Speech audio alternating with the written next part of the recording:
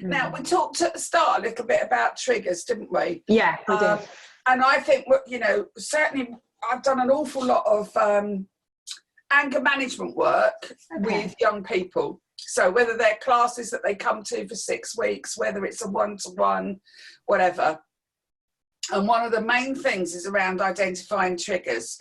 The things that always get you angry, and we all have them. Whether it's, I don't know, let's give you one that always winds me up. So I have just cleaned the floor. I've spent ages washing it. Yeah.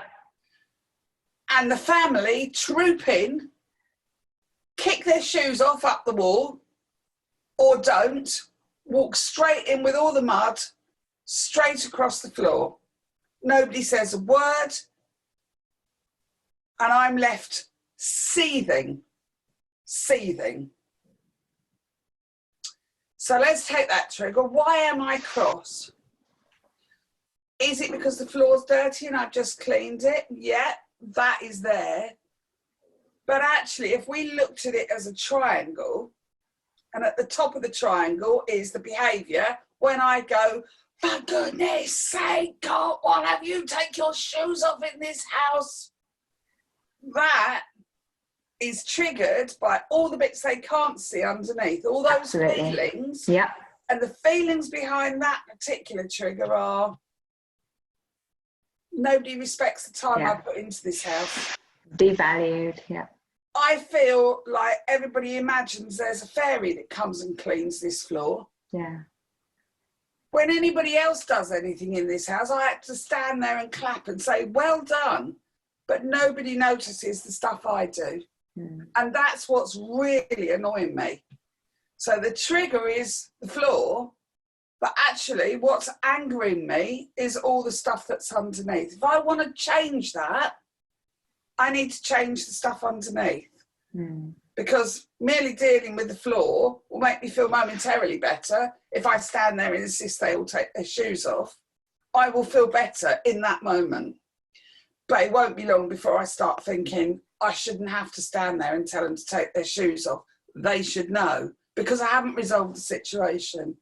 Okay. So in any situation, so what happens if we look at, you know, the theory of anger is that a trigger happens and you think, you know, that sparks negative thoughts.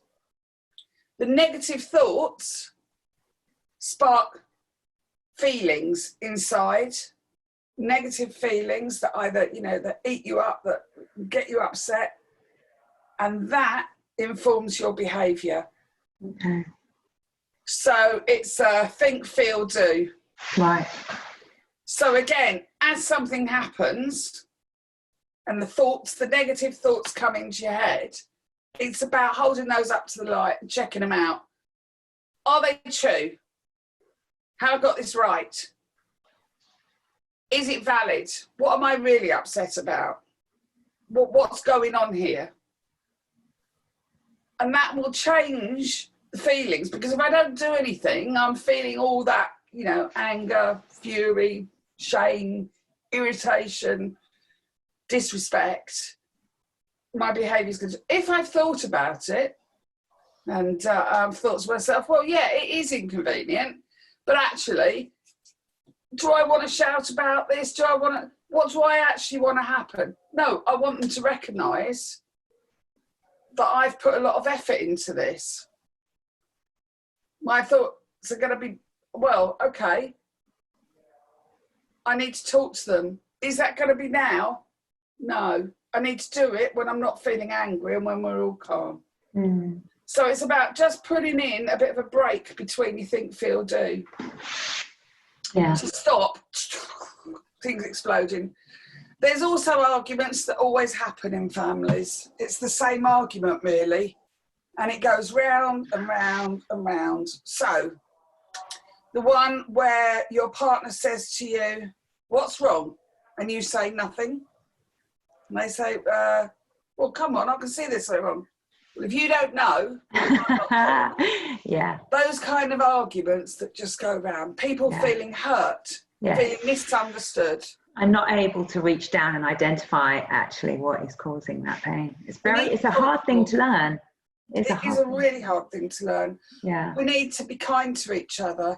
If people feel really angry and need time out, let's give it to them. Their anger strategies might usually be that they stomp off outside.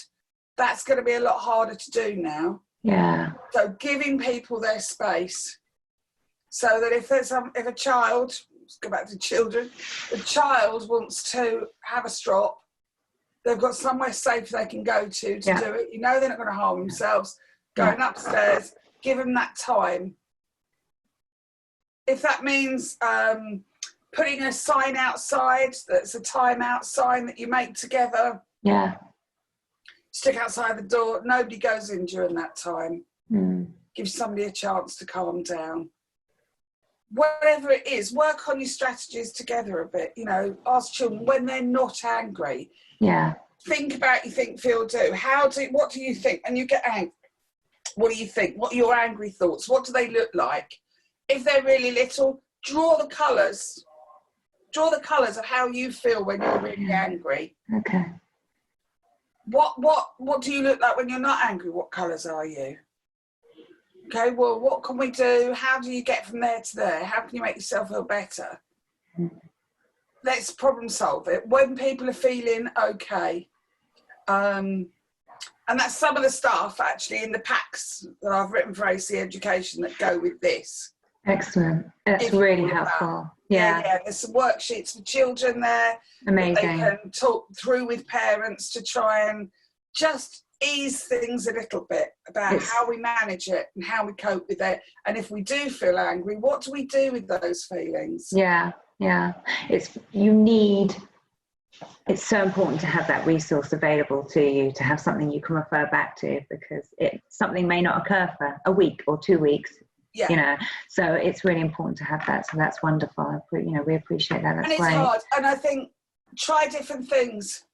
You know, different things work for different people. For some people, for some teenagers, keeping an anger diary when they write down all the feelings, all those horrible feelings, the things that really upset them, they write it all down like a mood diary. Okay. And just writing it down helps. For others, it's drawing, it's writing. For others, it's, you know, it might be something as simple as going in. For me, it's always putting on my headphones and listening to music, really Nirvana usually or something like that. That is so loud that it makes I can feel the bass going through your body. Yeah. And if I'm in an open space, I will sing my head off to it. Actually, a bit more difficult in my house, but it's having that, you need somewhere to go. If that is going and having a bath, a bubble bath, whether it's lighting a scented candle, whatever it might be that helps you. Yeah. I mean, music is a really interesting escape, actually. Putting your headphones on, even for little kids, you know, putting some nice songs on that they like, it does give that escape. It does give that time to switch off. Changes the mood. Yeah, if it really does. That there is a tense, you want to have, you know, it's a tense household or things are getting really tense. One of the things I've found really useful running all those anger management classes, which means I'm inviting very volatile teenagers all into one room to tell me how they feel and why they feel angry. Really old school, heavy Ibiza chill mix off of wherever. The reason it works is it was devised in particular to start off with to bring people down off of ecstasy. Yeah. Which raises your blood pressure, makes your heart beat faster, sweat, all the things your body does when you start to get angry. And it brings it down. Most of it beats at just under heartbeat. So it literally slows you down. You might just have it on quietly in the background.